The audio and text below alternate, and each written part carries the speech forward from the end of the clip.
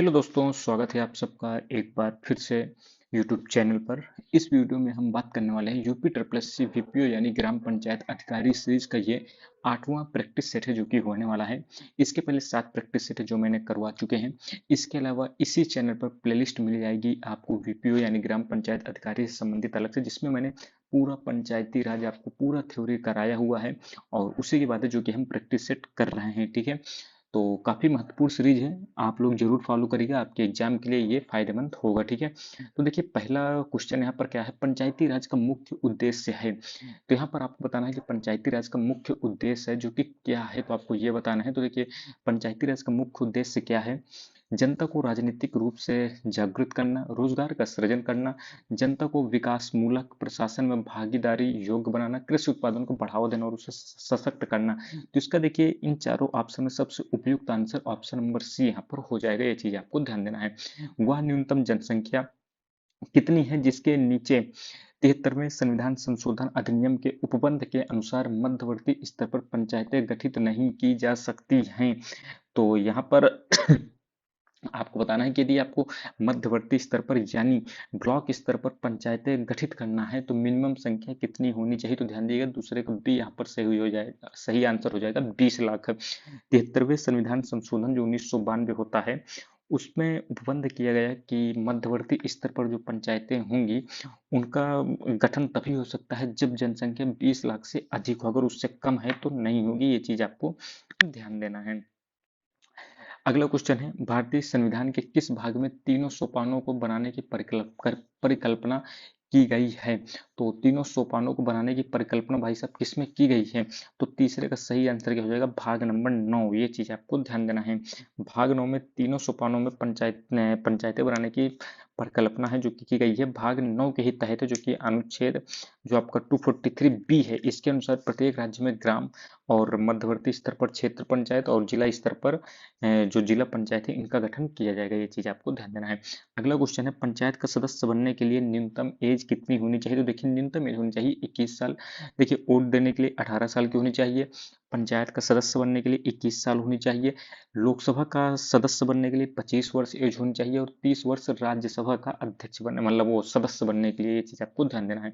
यदि यदि आपको प्रेसिडेंट बनना है तो आपको 35 ईयर का जो होना चाहिए, ये चीज आपको ध्यान देना है। अगला क्वेश्चन है, ग्राम सभा स्थापित करने और ग्राम पंचायत का संचालन करने में उत्पन्न कठिनाइयों को दूर करने में कौन सक्षम है। तो बताइए पांचों का सही आंसर क्या हो जाएगा, ऑप्शन नंबर बी यहाँ पर सही आंसर हो जाएगा, क्योंकि इसके लिए राज्य सरकार ये जो कि जिम्मेदार होती है। अगला है, उत्तर प्रदेश पंचायती राज अधिनियम जो 1947 के इसके अंतर्गत ग्राम सभा का तात्पर्य क्या है। तो यहाँ पर देखिए ग्राम सभा का तात्पर्य क्या है, तो छठवें का जो सही आंसर क्या हो जाएगा, ऑप्शन नंबर सी। क्योंकि ग्राम सभा का तात्पर्य ये होता है जो वहां पर निर्वाचन सूची होती है उसमें नाम सभी का लिखा होना चाहिए जो वयस्क हो, यानी 18 प्लस तो होने चाहिए, लेकिन उन सबका नाम निर्वाचन नामावली में होना चाहिए। उसी को ही है उन्हीं के अंतर्गत जो आते हैं उन्हें हम ग्राम सभा कहते हैं। ग्राम सभा के अंतर्गत वो सब लोग आते हैं। पंचायत के संदर्भ में आपको बताना है कौन से कथन है जो कि सही है। तो देखिए यहाँ पर क्या है, प्रत्येक राज्य में पंचायत अपने प्रथम अधिवेशन की तारीख से 5 वर्षों की निश्चित अवधि तक कार्य करेगी। बिल्कुल सही है। 5 वर्ष की अवधि की समाप्ति से पूर्व ही नए निर्वाचन करा लिए जाएंगे, ये भी बात सही है। विधि द्वारा विहित प्रक्रिया के द्वारा इन्हें 5 वर्ष की अवधि से पूर्व भी विघटित किया जा सकता है, ये भी सही है। तो ऑप्शन नंबर डी यहाँ पर सही आंसर है जो कि हो जाएगा। ये चीज आपको ध्यान देना है। अगला है, 1977 में जब जनता पार्टी की सरकार बनती है, क्योंकि 1975 में क्या होता है, आपातकाल लगता है। 1975 में आपातकाल लगने के बाद जब दोबारा चुनाव होते हैं आपातकाल हटने के बाद, तो इंदिरा गांधी जी वहां पर हार जाती हैं। तो 1977 में जनता पार्टी की सरकार बनती है, तो उन्होंने किया क्या, यहाँ पर क्वेश्चन क्या है, जनता पार्टी की सरकार द्वारा पंचायती राज की कार्यप्रणाली की अध्यक्षता हेतु किस समिति का गठन है जो कि किया गया था। काफी सिंपल क्वेश्चन है भाई साहब, ये आपके कौन है, तो यहाँ पर ध्यान दीजिएगा, अशोक मेहता समिति है। 1970 में गठित होती है और 1978 में अपनी रिपोर्ट सौंप देती है। बलवंत राय मेहता समिति की बात करें तो 1957 में है जो कि ये इसका गठन होता है। ठीक है, ये चीज आपको ध्यान देना है। अगला है, स्थानीय स्वशासन का जनक किसे कहते हैं। तो काफी सिंपल क्वेश्चन है। नौवे का जो सही आंसर क्या हो जाएगा, लॉर्ड रिपन इसका सही आंसर हो जाएगा। ये चीज आपको ध्यान देना है। और इन्होंने 1882 में जो कि स्थानीय स्वशासन की चीजें लागू की थी। अब देखिए 10वां है कथन आपको दिया गया है, अगर गांव नष्ट हो जाएंगे तो भारत भी नष्ट हो जाएगा। तो ये कथन बताइए किसका है? तो 10वें का देखिए सही आंसर क्या हो जाएगा? Option number B, Mahatma Gandhi ji काफी ज्यादा ग्राम स्वराज के पक्ष में थे। ये चीज आपको ध्यान देना है, तो यही इनका सही आंसर हो जाएगा। 2011 की जनगणना के अनुसार भारत में गांवों की जनसंख्या कितनी है? तो देखिए 11वें का जो सही आंसर क्या हो जाएगा? 6,40,000 से अधिक है जो कि गांवों की जनसंख्या है 2011 की जनगणना के अनुसार। ये चीज आपको ध्यान देना है। अब यहाँ पर बताना है निम्नलिखित में से सही है, तो आपको बताना है कौन सा सही है। तो देखिए पंचायती राज व्यवस्था सामाजिक, राजनीतिक, आर्थिक न्याय, समानता, वास्तविक लोकतंत्र की भावना स्थापित करने की दिशा में एक सराहनीय कदम है। तो क्या बताइए आपको बात सही लग रही है? बिल्कुल सही है। पंचायती राज व्यवस्था में प्रत्यक्ष रूप से चुनाव में मतदान करके एवं चुनाव में सक्रिय रूप से भाग लेकर अपना योगदान देती है। ये भी बात आपकी सही, तो ऑप्शन नंबर सी यहाँ पर सही हो जाएगा। अगला है किसी पंचायत के सबसे छोटे निर्वाचन क्षेत्र को किस नाम से है जो कि जाना जाता है? 13वें को जो सही आंसर क्या हो जाएगा? ऑप्शन नंबर ए हो जाएगा, वार्ड। ये चीज आपको ध्यान देना है।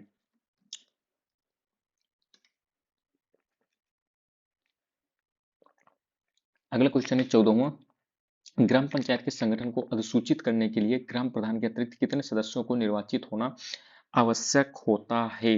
तो ग्राम पंचायत के संगठन को अधिसूचित करने के लिए ग्राम प्रधान के अलावा कितने लोग होने चाहिए भाई साहब? जो 14वें का देखिए 2/3 सदस्य, 2/3 सदस्य होने चाहिए, यानी 66%। ठीक है, ये चीज आपको ध्यान देना है।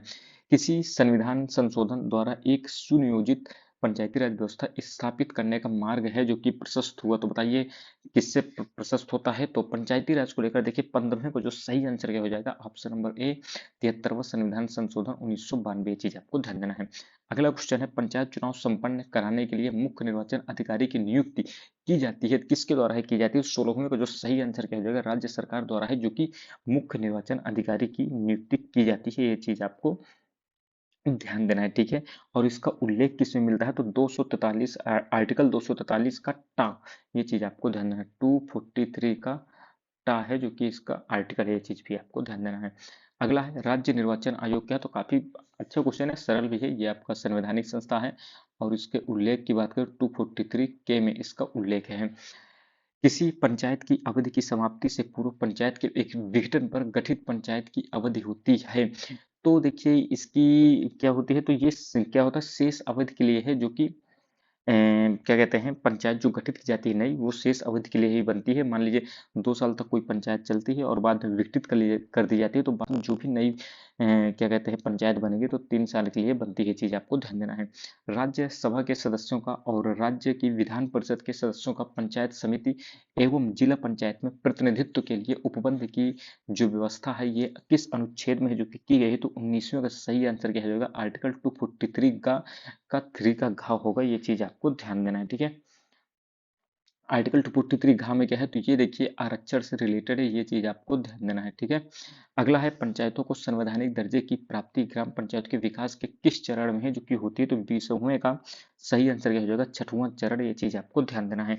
और ये 6वां चरण आपका 24 अप्रैल 1993 को क्या कहते हैं ग्राम पंचायतों को संवैधानिक दर्जा मिल गया था, जब संशोधन किए गए थे।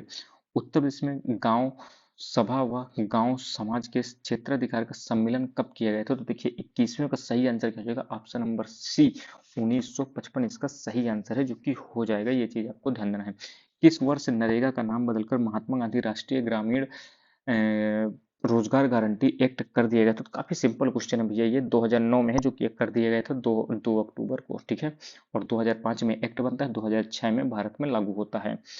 सामुदायिक विकास कार्यक्रम का उद्देश्य क्या था? 23वें का जो सही आंसर क्या हो जाएगा? उपर्युक्त सभी। ये तीनों चीजें हैं जो कि इनका उद्देश्य की पूर्ति के लिए बनाया गया था। संघ द्वारा उद्गृहित किए जाने वाले किंतु राज्यों द्वारा संग्रहित एवं विनियोजित किए जाने वाले शुल्क का उपबंध भारतीय संविधान के किस अनुच्छेद में है जो कि किया गया है? तो 24वें का सही आंसर क्या हो जाएगा? आर्टिकल 268। ये चीज आपको ध्यान देना है। इसी आर्टिकल के अंतर्गत ऐसे स्टाम्प शुल्क जो संघ सूची में वर्णित है, लेकिन ये देखिए ये कलेक्ट किसके द्वारा किए जाते हैं? तो राज्य के द्वारा जो कि कलेक्ट किए जाते हैं, लेकिन जो लगाए जाते हैं ये राज्य केंद्र सरकार के द्वारा है जो कि इन्हें लगाया जाता है। ग्राम पंचायत की अनुमानित प्राप्तियों और व्यय का विवरण उसकी बैठक में किस प्रकार के बहुमत से पारित किया जाता है? तो देखिए 25वें को जो सही आंसर क्या हो जाएगा? साधारण बहुमत से, जो कि पारित इन्हें किया जाता है। केंद्रीय आर्थिक सर्वेक्षण, देखिए इसे आप छोड़ भी सकते हैं, क्योंकि ये 2017-18 की बात कर रहा है, लेकिन फिर भी देख लेते क्वेश्चन क्या कह रहा है। जो इकोनॉमिक सर्वे आया था 2017-18 का, इसके अनुसार पंचायतों को अपने राजस्व का कितना प्रतिशत भाग केंद्र एवं राज्य से हस्तांतरण से प्राप्त हुआ था। तो देखिए 26 का जो सही आंसर क्या हो जाएगा यहाँ पर, ऑप्शन नंबर सी हो जाएगा 95%। जन्म मृत्यु रजिस्ट्रीकरण अधिनियम जो है 1969, इसके अनुसार प्रपत्र संख्या 6 जो है, इसका संबंध किससे है। तो 27 का जो सही आंसर क्या हो जाएगा, मृत्यु प्रमाण पत्र से इसका क्या कहते हैं, संबंध है। ये चीज आपको ध्यान देना है। जन्म एवं मृत्यु पंजीकरण अधिनियम जो 1969 है, इसके तहत कोई भी चिकित्सा व्यवसायी जो धारा 10(3) के अधीन मृत्यु के कारण का प्रमाण पत्र देने से इनकार करेगा, उसे कितने रुपए का जुर्माना है जो कि लगाया जा सकता है। तो 28वें का सही आंसर क्या हो जाएगा, 50 रुपए का जुर्माना है जो कि लगाया जा सकता है। ये चीज आपको ध्यान देना है। अगला है जन्म पंजीकरण के समय बच्चे का भार लिखा जाना चाहिए। तो कितना भार है जो कि लिखा जाना चाहिए। तो 29 का सही आंसर क्या हो जाएगा, किलोग्राम में 1 दशमलव स्थान तक है जो कि लिखा जाना चाहिए। ये चीज आपको ध्यान देना है, किलोग्राम में 1 दशमलव स्थान तक। भारत के महारजिस्ट्रार की नियुक्ति किसके द्वारा है जो कि की जाती है। तो काफी सिंपल क्वेश्चन है। 30वें का जो सही आंसर क्या होगा, केंद्र सरकार के द्वारा है जो कि महारजिस्ट्रार की नियुक्ति की जाती है, और इसी के द्वारा है जो कि आपका सेंसस है जो कि कराया जाता है। ये चीज भी आपको ध्यान देना है। ई चौपाल कब शुरू किया गया था। तो देखिए 31वें का सही आंसर क्या हो जाएगा, ऑप्शन नंबर ए जून 2000 में है जो कि ई चौपाल को स्टार्ट किया गया था, और इसका उद्देश्य कृषि वस्तुओं की गुणवत्ता और किसानों के जीवन स्तर में सुधार करने के लिए जो कि इसे बनाया गया था। ज्ञान दूत योजना के बारे में आपको बताना है, कौन सा कथन है जो कि सत्य है। तो यहाँ पर देखिए उपयुक्त सभी कथन है जो कि सत्य है, क्योंकि बेरोजगार शिक्षित युवाओं के सूचनालय को सूचना के रूप में चलाने के लिए प्रशिक्षित किया जाना था। यह परियोजना 2000 में शुरू की गई थी। ये चीज आपको ध्यान देना है। ज्ञान दूत योजना लगभग 600 नेटवर्क इस नेटवर्क के अंतर्गत थी। ये चीज भी आपको ध्यान देना है। उमंग ऐप का क्या उद्देश्य है। उमंग ऐप की बात करें तो 33 इसका सही आंसर क्या हो जाएगा, फास्ट ट्रैक मोबाइल गवर्नेंस। ये चीज आपको ध्यान देना है। अगला है प्रधानमंत्री रोजगार सृजन योजना जो है ये कब प्रारंभ की गई थी। तो 34वें का जो सही आंसर क्या हो जाएगा, 15 अगस्त 2008 में जो कि इसकी शुरुआत की गई थी। संयुक्त राष्ट्र के सतत विकास लक्ष्यों के अनुरूप किस वर्ष तक हर घर जल उपलब्ध कराने का भारत का दीर्घकालिक लक्ष्य है। तो काफी अच्छा क्वेश्चन है। 35 का जो सही आंसर क्या होगा, 2030, ऑप्शन नंबर सी। ये चीज आपको ध्यान देना है। और आपका इसी के तहत जल जीवन मिशन भी है जो कि स्टार्ट किया गया था, और ये 2019 में है जो कि स्टार्ट किया गया था। ये चीज भी आपको ध्यान देना है। अगला है निम्नलिखित में से कौन सुमेलित है।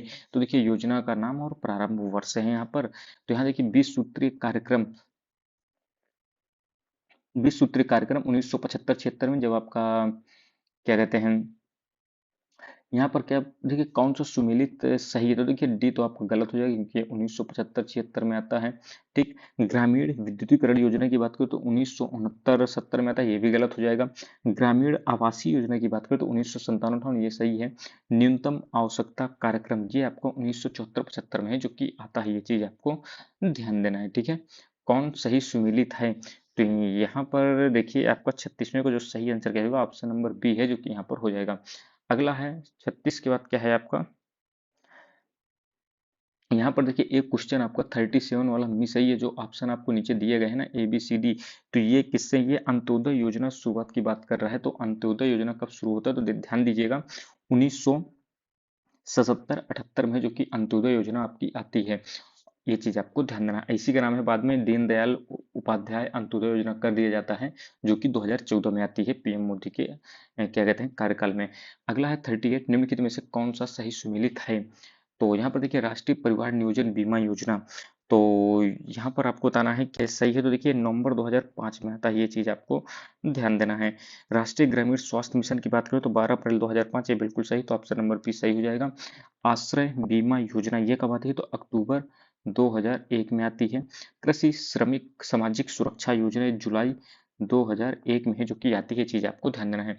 ग्राम पंचायत विकास योजना हमारी योजना हमारा विकास ये कब लागू होती है। तो देखिए ये आपका 39वें का सही आंसर क्या हो जाएगा 2015-16। और इसके साथ 5 जो हैं थीम है जो कि बनाई गई थी, ये चीज़ भी है जो कि आपको ध्यान देना है।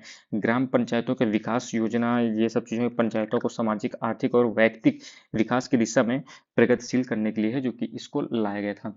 ग्राम पंचायत में VLE का पूरा नाम क्या है? तो देखिए VLE का पूरा नाम क्या है? 40 का जो सही आंसर क्या हो जाएगा? विलेज लेवल इंटरप्रेन्योरशिप इसका फुल फॉर्म है, ये चीज आपको ध्यान देना है।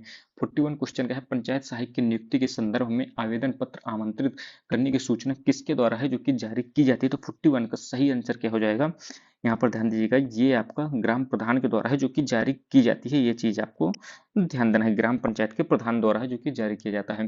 ग्राम पंचायत के किसी भी व्यक्ति को इंटरनेट के माध्यम से कोई कार्य संपादित करना है तो उसकी मदद कौन करेगा? तो 42 का जो सही आंसर क्या हो जाएगा? पंचायत सहायक है जो कि इसकी मदद करेगा। अगला है, पंचायत सहायक का निम्नलिखित में से कौन सा कार्य नहीं है? तो कौन सा कार्य नहीं है भैया? तो यहाँ पर ध्यान दीजिएगा, 43 का जो सही आंसर, अंक पत्र बनाना भाई साहब उसका काम नहीं है। ये क्या कहते हैं, यूपी बोर्ड के तरफ से काम में कराया जाता है। बाकी आय प्रमाण पत्र बनाना, जाति प्रमाण पत्र बनाना, निवास प्रमाण पत्र बनाना इसी का काम है। अगला है 44, वर्ष 1991 में किस देश ने नागरिक घोषणा पत्र को एक राष्ट्रीय कार्यक्रम के रूप में है जो कि प्रस्तुत किया था? तो 44 का सही आंसर क्या हो जाएगा? ब्रिटेन है जो कि इसका सही आंसर हो जाएगा। इसी ने है जो कि 1991 में नागरिक घोषणा पत्र को एक राष्ट्रीय कार्यक्रम के रूप में प्रस्तुत किया। अगला क्वेश्चन है, पंचायत में कौशल प्रशिक्षण कार्यक्रमों में नामांकन के लिए किससे अनुरोध किया जा सकता है? तो किससे अनुरोध किया जा सकता है? तो 45 का सही आंसर क्या हो जाएगा? पंचायत सचिव से भी किया जा सकता है, पंचायत अध्यक्ष से भी किया जा सकता है और प्रधान से भी है जो कि किया जा सकता है। मनरेगा जॉब कार्ड के आवेदन के लिए क्या आवश्यक नहीं है? तो क्या आवश्यक नहीं? तो भाई साहब नागरिकता थोड़ी चाहिए, नागरिकता वो भी ग्राम सभा की थोड़ी ना, भारत की नागरिकता होती है लेकिन नागरिकता की आपको जरूरत यहाँ पर नहीं होती है। अभी तक भारत के कितने ग्राम पंचायतों द्वारा नागरिक चार्टर को अपनाया गया है? तो 47 का सही आंसर क्या हो जाएगा? Option number C, 2.15 lakh. ये चीज आपको ध्यान देना है, ठीक है। पर्वतीय क्षेत्र, मरुभूमि क्षेत्र तथा जनजातीय क्षेत्रों को कितनी आबादी की बसावट वाले गांवों को प्रधानमंत्री ग्राम सड़क योजना से है जो कि जोड़ा जाएगा? तो 48 का सही आंसर क्या होगा? 250। प्रधानमंत्री ग्रामीण आवास योजना कब लॉन्च की गई थी? तो देखिए ग्रामीण आवास योजना की बात करें तो 49 का सही आंसर क्या हो जाएगा? 2015 में है जो कि इसे लॉन्च किया गया था। स्वच्छ भारत मिशन कब लॉन्च किया जाता है? तो 2 अक्टूबर 2014 को इसे लॉन्च किया जाता है। समाजवादी पेंशन योजना को स्थानांतरित करके मुख्यमंत्री पेंशन योजना कब इसे कर दिया जाता है? तो 51 का जो सही आंसर क्या हो जाएगा? 1 अप्रैल 2018। ये चीज भी है जो कि आपको ध्यान देना है। भारत की आत्मा गांवों में बसती है, ये किसने कहा है? तो देखिए 52 को सही आंसर क्या होगा? महात्मा गांधी इसका सही आंसर हो जाएगा। इंदिरा गांधी आवास योजना ये आपकी कब आती है? तो ध्यान दीजिएगा, काफी अच्छा क्वेश्चन है। 53 को जो सही आंसर क्या हो जाएगा? 1985-86 में जो कि इंदिरा आवास योजना आपकी आती है। भारत सरकार ने किन योजनाओं का विलय करके 25 सितंबर 2001 को संपूर्ण ग्रामीण रोजगार योजना की स्टार्ट किया था? तो इसमें देखिए क्या क्या है, देखिए अंत्योदय योजना नहीं है तो ए आपका यहाँ पर गलत हो जाएगा। और इसको 54 का देखिए और क्या होगा? रोजगार आश्वासन योजना ये थी। जवाहरलाल नेहरू समृद्धि योजना ये भी थी। तो बी और सी यहाँ पर इन दोनों को मिलाकर यह जो कि संपूर्ण ग्रामीण रोजगार योजना 2001 में स्टार्ट की गई थी। अगला है, सूखा प्रवण क्षेत्र कार्यक्रम के संदर्भ में सत्य कथन का आपको चयन करना है। तो 55 के बात करें यहाँ पर क्या हो जाएगा? तो सूखा प्रवण क्षेत्र कार्यक्रम आपको 1973 में आता है, सही है। यह एक केंद्र प्रायोजित कार्यक्रम है, ये भी सही है। ये जो कार्यक्रम है भूमि, जल, पशुधन और मानव संसाधनों के संरक्षण से संबंधित ये भी बात है जो कि आपकी सही है। तो तीनों कथन यहाँ पर सही है। राष्ट्रीय ग्राम स्वराज अभियान का राज्य घटक है तो इसका सही आंसर क्या हो जाएगा? क्षमता निर्माण और प्रशिक्षण गतिविधियां। तो 56 से देखिए यही आपका सही हो जाएगा। पंचायतों को प्रोत्साहन देना ये इसका घटक नहीं है, ये चीज आपको ध्यान देना है। अगला है, आदर्श ग्राम की आबादी कितनी होनी चाहिए? तो 57 को जो सही आंसर क्या हो जाएगा? मैदानी क्षेत्रों में ये 3000 से 5000 तक हो सकती है। पर्वतीय, जनजातीय एवं दुर्गम इलाकों में ये 1000 से 3000 भी है जो कि हो सकती है। यानी ए और बी दोनों सही है। यहाँ पर देखिए आदर्श सांसद आदर्श योजना की बात करें तो ये आपकी कब आती है? 2014 में ही ये योजना आती है, ये चीज भी है जो कि आपको ध्यान देना है। अगला क्वेश्चन है, किसी व्यक्ति के द्वारा रजिस्टर में अपना नाम, वर्णन और निवास स्थान लिखने या अंगुष्ठ चिन्ह लगाने से इनकार किया जाता है तो अधिनियम की किस धारा में दंड या जुर्माने का प्रावधान है जो कि किया गया है? तो 58 का सही आंसर क्या हो जाएगा? धारा 13। एक आदर्श ग्राम के लिए कौन सी विशेषता आवश्यक नहीं है? बैंकिंग सुविधा होनी चाहिए, औद्योगिक विकास होना चाहिए, खुले में शौच मुक्त होना चाहिए और इंटरमीडिएट कॉलेज, तो भाई साहब इंटरमीडिएट कॉलेज ये इसमें जो है शामिल नहीं होता। बाकी ये तीनों चीजें हैं जो कि आदर्श ग्राम के लिए आवश्यक होती हैं। स्मार्ट विलेज के कितने चरण होते हैं, तो देखिए स्मार्ट विलेज के कितने चरण होते हैं, तो 3 चरण हैं जो कि होते हैं, ये चीज आपको ध्यान देना है, ठीक है। अगला है भूमि प्रबंधन समिति का कार्य क्या है, तो वन तथा वृक्षों का परीक्षण, अनुरक्षण और विकास सही है। हाट बाजारों तथा मेलों का प्रबंध, ये भी ठीक है। तालाबों का अनुरक्षण और विकास, ये भी सही है। यानी उपयुक्त सभी हैं जो कि यहाँ पर सही आंसर हो जाएगा। और इसके यदि सचिव की बात करें तो सचिव कौन होता है, तो भाई साहब ये लेखपाल है जो कि होता है। और अध्यक्ष की बात करें तो ये क्या कहते हैं, कौन होता है भूमि प्रबंधन समिति का, तो ये होता है आपका प्रधान। और इसका उल्लेख कहाँ पर मिलता है, तो 1947 का जो एक्ट है उसकी धारा 28 में है, जो कि उल्लेख इसका मिलता है 28A में, ठीक है। जन्म मृत्यु रजिस्ट्रीकरण अधिनियम जो 1969, ये इसकी किस धारा के अंतर्गत रजिस्ट्रेशन के स्तर पर सुधार है जो कि किया जा सकता है, तो 62 का जो सही आंसर क्या हो जाएगा, ऑप्शन नंबर बी धारा 17। ग्राम पंचायतों की वार्षिक बजट तैयार करने का दायित्व किसके पास है जो कि होता है, तो 63rd का सही आंसर क्या हो जाएगा, ग्राम पंचायत अधिकारी के पास है जो कि ये दायित्व होता है। ये चीज आपको ध्यान देना है। अगला क्वेश्चन है ग्राम पंचायत के भवन एवं अन्य परिसंपत्तियों की देखभाल की जिम्मेदारी तथा उन्हें अतिक्रमण से बचाने की जिम्मेदारी किसके पास है जो कि होती है, तो 64 का जो सही आंसर क्या हो जाएगा, पंचायत सेक्रेटरी, ठीक है। ग्राम स्वास्थ्य एवं पोषण दिवस के लाभार्थी कौन होते हैं, देखिए ये सभी लोग होते हैं, गर्भवती महिलाएं हो गई, चाहे बच्चे हो गए जो 0 से 5 वर्ष के मध्य में, और धात्री महिलाएं, ये सब शामिल होते हैं। अब देखिए 66 से 80 तक हमारे कंप्यूटर क्वेश्चन है, तो ये हम देख लेते हैं। 8 बिट शब्द लंबाई वाले एक micro processor dot dot bit data की डाटा को एक साथ प्रोसेस है जो कि कर सकती है, तो इसका जो सही आंसर क्या हो जाएगा, 66 का सही आंसर हो जाएगा ऑप्शन नंबर बी, यानी 8 बिट है जो कि हो जाएगा, ठीक है। 8 बिट शब्द लंबाई वाले एक प्रोसेसर जो है 8 बिट डाटा को एक साथ प्रोसेस है जो कि कर सकता है, ये चीज आपको ध्यान देना है। अगला है निम्नलिखित में से कौन सा एक प्रकार का पर्सनल कंप्यूटर नहीं है, तो पर्सनल कंप्यूटर में आपका कौन सा नहीं है, 67 का सही आंसर है। मेन फ्रेम जो कंप्यूटर होते हैं ये पर्सनल कंप्यूटर का टाइप नहीं, बाकी डेस्कटॉप और पॉमटॉप कंप्यूटर जो है ये, और लैपटॉप हो गए, ये आपके पर्सनल कंप्यूटर के अंतर्गत हैं जो कि आते हैं, ये चीज आपको ध्यान देना। मेन फ्रेम कंप्यूटर की बात करूँ तो ये बड़े पैमाने पर प्रोसेसिंग करने के लिए और डाटा स्टोरेज के लिए ये काम आते हैं। अगला है, निम्नलिखित में से किसका मोबाइल सिस्टम में प्रमुख महत्व है, तो किसका है भैया, डाटा सिक्योरिटी, ये भी है। सब किसका मोबाइल सिस्टम में प्रमुख महत्व है, तो 68 का जो सही आंसर यही ऑप्शन नंबर बी हो जाएगा। बाकी देखिए एमलगेमेशन, इलास्टिसिटी और सपोर्ट ये आपका इससे संबंधित नहीं है, ठीक है। अगला क्या है, प्रोलॉग स्रोत फाइलों का एक्सटेंशन क्या होता है, तो एक्सटेंशन ऑफ प्रोलॉग सोर्स फाइलों का क्या होगा भाई साहब यहाँ पर, तो 69 का जो सही आंसर क्या हो जाएगा, डॉट पीएल है जो कि यहाँ पर सही आंसर हो जाएगा। यूएसबी 2.0 तकनीक का रॉ थ्रू आउट क्या होता है, यानी इसमें स्पीड जो है यूएसबी 2.0 में कितनी होती है, तो 70 का जो सही आंसर क्या हो जाएगा, 480 MB पर सेकेंड, ठीक है।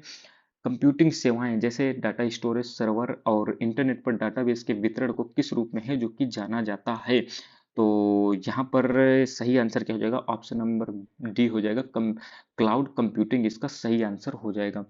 अगला है आईसीटी का तात्पर्य क्या है, आईसीटी, तो 72 का जो सही आंसर क्या हो जाएगा, ऑप्शन नंबर बी हो जाएगा यहाँ पर 72 का, इंफॉर्मेशन एंड कम्युनिकेशन टेक्नोलॉजी इसका सही आंसर हो जाएगा, ठीक है।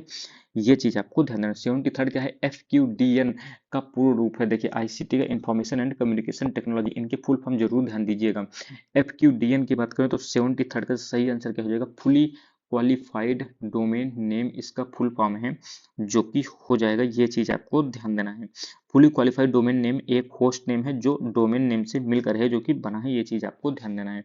अगला क्वेश्चन क्या है, सॉर्ट की शिफ्ट प्लस टैब किसके लिए है जो कि प्रयोग होता है, तो 74 को सही आंसर क्या हो जाएगा, विकल्प के माध्यम से पीछे जाने के लिए है जो कि ये इसका प्रयोग किया जाता है, ये चीज आपको ध्यान देना है। हेडर और फुटर डालने के लिए किस मेनू पर क्लिक करते हैं, तो हेडर और फुटर डालने के लिए किसका प्रयोग करते हैं, तो 75 का काफी सिंपल है, इंसर्ट यहाँ पर बटन का है जो कि यूज करते हैं। मेल मर्ज घटक है, तो मेल मर्ज आपका कहाँ पर होता है, तो काफी सिंपल है, 76 का जो सही आंसर क्या हो जाएगा, मेल मर्ज आपके कहीं में होता है, तो 76 का option number A mail word यहाँ पर हो जाएगा, यानी MS वर्ड में है जो कि मेल मर्ज का क्या कहते हैं यूज होता है। एमएस एक्सेल 2019 में प्रोटेक्टेड वर्कशीट पर निम्नलिखित में से किस संचालन का अनुमति नहीं है?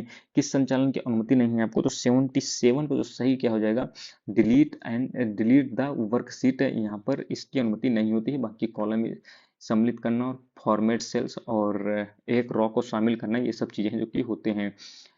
अगला है 78 नंबर क्वेश्चन, क्या है आपका, निम्नलिखित में से कौन सी एक ऑनलाइन भुगतान प्रणाली है? तो ये NEFT आपका ऑनलाइन भुगतान प्रणाली, जिसे हम नेशनल इलेक्ट्रॉनिक फंड ट्रांसफर है जो कि कहते हैं, ठीक है। पॉम ऑपरेटिंग सिस्टम ये किसका उदाहरण है? तो 79 का देखिए, सिंगल यूजर सिंगल टास्किंग का उदाहरण है, ये चीज आपको ध्यान देना है। अगला क्वेश्चन है 80 नंबर, ऑपरेटिंग सिस्टम का कौन सा घटक है जो कि कर्नेल और हार्डवेयर के साथ इंटरैक्ट करने के लिए यूजर इंटरफेस है जो कि प्रदान करता है? तो इसका सही आंसर क्या हो जाएगा, 80 का ऑप्शन नंबर सी हो जाएगा, सेल। सेल जो है एक ऑपरेटिंग सिस्टम का घटक है जो कि उपयोगकर्ता के साथ इंटरैक्ट करता है। सेल जो है एक ऑपरेटिंग सिस्टम में एक यूजर इंटरफेस है जो संबंधित कार्यों को करने के लिए यूजर से कई तरह के कमांड को है जो कि स्वीकार करता है। अब देखिए 81 से 100 तक आपके यूपी स्पेशल है, तो इन्हें हम देख लेते हैं। निम्नलिखित में से कौन सी भाषा है जो कि उत्तर प्रदेश की दूसरी राजभाषा बनी है? तो ये आपका उर्दू है, पहली आपकी हिंदी है, ये चीज आपको ध्यान देना है। और हिंदी आपकी बनती है 1951 में। अब बात करें उर्दू की तो 1989 में है, जो कि आपकी राजकीय भाषा है जो कि बन जाती है। 1991 से 2001 के दौरान उत्तर प्रदेश में साक्षर व्यक्तियों की प्रतिशत वृद्धि जो कि कितनी हुई? तो 82 का सही आंसर क्या हो जाएगा, ऑप्शन नंबर बी, 16.7 है, ये चीज आपको ध्यान देना। अब बात करें 2001 से 2011 के मध्य में, तो ये प्रतिशत वृद्धि रही है 11.34%। 2011 की जनगणना के अनुसार निम्नलिखित में से उत्तर प्रदेश के किस जिले में जनसंख्या सबसे अधिक है? तो सबसे अधिक जनसंख्या क्या है? तो 83 का जो सही answer option number C, Prayagraj हो जाएगा। प्रयागराज के बाद आपका लखनऊ आता है दूसरे नंबर पर, तीसरे नंबर पर कानपुर, फिर आपका गोरखपुर। लखनऊ योजना ये किससे संबंधित है? तो देखिए लखनऊ योजना 84 का सही आंसर सड़कों को सड़कों से संबंधित थी, सड़कों के विकास से संबंधित थी, ये चीज आपको ध्यान देना हो। ये 1981 में है जो कि योजना आती है, ये चीज भी आपको ध्यान देना है। उत्तर प्रदेश में उर्दू को द्वितीय राजभाषा घोषित किया गया, जैसे कि मैंने अभी बताया क्वेश्चन में, 1989 में। उत्तर प्रदेश में कृषि विश्वविद्यालय कितने हैं? तो 86 का सही आंसर क्या होगा, ऑप्शन नंबर डी, 5 हैं। कौन कौन से हैं? एक तो चंद्रशेखर आजाद कृषि विश्वविद्यालय है जो कि कानपुर में है। इसके बाद नरेंद्र देव कृषि विश्वविद्यालय है जो कि अयोध्या में है।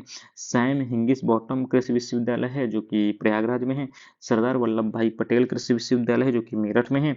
और पांचवा है बांदा कृषि एवं प्रौद्योगिकी विश्वविद्यालय है जो कि बांदा में स्थित है, ठीक है।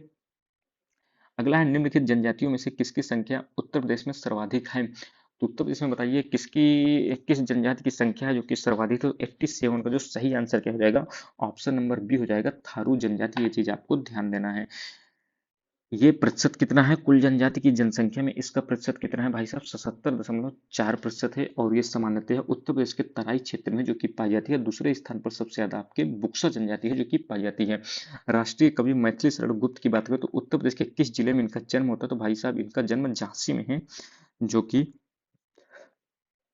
हुआ था। बात करें, इन्हें साहित्य जगत में दद्दा नाम से जो कि संबोधित किया जाता है। रचनाओं की बात करें, देखिए पंचवटी, साकेत, जयद्रथ वध, यशोधरा, द्वापर झंकार और जय भारत की इन्होंने रचना की है। संगीत रत्न पुरस्कार जो है उत्तर प्रदेश शासन द्वारा किसकी स्मृति में है जो कि दिया जाता है? तो 89 का जो सही आंसर क्या हो जाएगा, उस्ताद बिस्मिल्लाह खां जी की याद में है। और ये 2006 में स्टार्ट किया गया था, ये चीज भी आपको ध्यान देना है, ठीक है। अगला है अवध राज्य, जिसे हम अवध भी कहा जाता था। इस पर 1722 से 1856 तक मुस्लिम शासकों का शासन था। अवध पर शासन करते समय शासकों ने निम्नलिखित में से कौन सी उपाधि है जो कि धारण की थी? तो 90 का जो सही आंसर हो जाएगा, नवाब, ठीक है। नवाब है जो कि इन्हें कहा जाता है, ये चीज आपको ध्यान देना है। और इसकी स्थापना जो है देखिए 1772 में ही शहादत खां के द्वारा है जो की गई थी। किसकी? अवध की, ये चीज भी है जो कि आपको ध्यान देना है। और 1856 में जब अंग्रेज यहाँ जाते हैं तो लॉर्ड डलहौजी ने है जो कि अवध को ब्रिटिश शासन के अधीन है जो कि कर लिया था। अगला क्वेश्चन है, मध्यकाल में उत्तर प्रदेश के किस जनपद को शिक्षा का केंद्र होने का सिराजे हिंद कहा जाता है? तो ये जौनपुर है। और यहाँ पर सरकी वंश काफी समय तक शासन किया था। उत्तर मध्य रेलवे का मुख्यालय की बात करें तो इलाहाबाद में है, ये चीज आपको ध्यान देना है। ये देखिए राज्य है। और परमाणु शक्ति केंद्र की बात कर रहे हैं यहाँ पर, तो देखिए नरौरा तो आपके यूपी में है, ठीक है। गुजरात में काकरापार है, आएगा कर्नाटक में, राजस्थान में रावतभाटा। तो आप ऐसे इसे मिला कर सकते हैं, कौन सा आपका सही हो जाएगा। तो 93rd का ऑप्शन नंबर सी यहाँ पर सही है, जो कि हो जाएगा। अगला है Mahavir jute mills limited Uttar Pradesh की एकमात्र कार्यरत जूट मिल स्थित है। ये कहाँ पर स्थित है? तो 94th का जो सही आंसर क्या हो जाएगा, ये सहजनवा गोरखपुर में है, जो कि स्थित है। उत्तर प्रदेश में निर्यातोन्मुख सॉफ्टवेयर पार्क कहाँ स्थापित है, जो कि किया जा रहा है? तो 95 का सही आंसर क्या हो जाएगा, नोएडा और लखनऊ में है, जो कि स्थापित किया जा रहा है। यहाँ पर भी देखिए औद्योगिक संस्थान है और नगर आपको बताना है। तो देखिए यहाँ पर कृत्रिम अंग निर्माण कार्य निगम जो है ये आपका कानपुर में है, तो सी का 1 हो जाएगा। सी का 1 आप मिलाएंगे तो देखिए 96 का आपने एक मिलाया, इसी से आपका आंसर निकल आएगा, ए का 2 हो जाएगा। इंडियन टेलीफोन इंडस्ट्री रायबरेली, इसको देखिए ट्रांसफार्मर फैक्ट्री की बात करें तो ये बी का क्या हो जाएगा, ये आपका झांसी में है। उर्वरक कारखाना की बात करें तो ये फूलपुर में है। ठीक है। उत्तर प्रदेश राज्य में परीक्षा बांध किस नदी पर है जो कि बनाया जा रहा है, तो ये ध्यान दीजिएगा। जो परीक्षा बांध है तो 97 का जो सही आंसर क्या हो जाएगा, बेतवा नदी पर है, जो कि बनाया जा रहा है। उत्तर प्रदेश में रानी लक्ष्मीबाई बांध परियोजना निर्मित है, तो भाई साहब ये कहाँ पर निर्मित है, तो 98 का सही आंसर इसका भी बेतवा नदी है, जो कि हो जाएगा। आम की जो लंगड़ा किस्म है ये उत्तर प्रदेश के निम्नलिखित में से किस जिले से उद्भूत है? काफी अच्छा क्वेश्चन है। 99 का सही आंसर क्या हो जाएगा, बनारस यानी वाराणसी। अगला है उस जनपद को चिन्हित कीजिए जिसमें जानवरों के लिए पॉली क्लिनिक नहीं है, तो पॉली क्लिनिक बताइए कहाँ पर नहीं है, तो 100 का तो सही आंसर क्या हो जाएगा, ऑप्शन नंबर बी इसका सही हो जाएगा, झांसी। तो देखिए इस के माध्यम से हमने प्रैक्टिस सेट 8वां जो कि कंप्लीट कर लिया है। यदि आपको कहीं भी कोई कंफ्यूजन है तो कमेंट बॉक्स में बता सकते हैं। बाकी इस तरह चैनल से जुड़े रहिए, मिलते हैं अगली वीडियो में, तब तक धन्यवाद, जय हिंद।